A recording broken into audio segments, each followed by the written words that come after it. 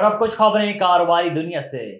وفاقی حکومت نے IMF میشن کی آمد سے قبل رواں ماہ کے وسط تک بجٹ اہداف پر کام مکمل کرنے کا فیصلہ کر لیا۔ نیا قرض پروگرام سائن کرنے کے لیے وزارت خزانہ نے متعلقہ وزارتوں کو اہداف مکمل کرنے کی ہدایت کر دی۔ تمام اہم اہداف کا ڈھانچہ تیار کر کے IMF کے ساتھ شیئر کیا جائے گا۔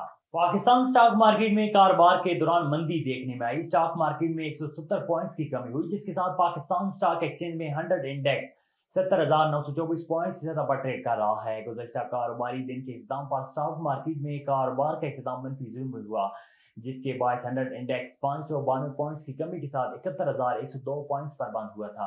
On line taxi service company Uber نے پاکستان میں اپنا آپریشن بند کر دیا۔ آن لائن کیب سروس کے ترجمان نے اوبر کی آپریشن سروس پاکستان میں بند کی جانے کی تصدیق کر دی ہے۔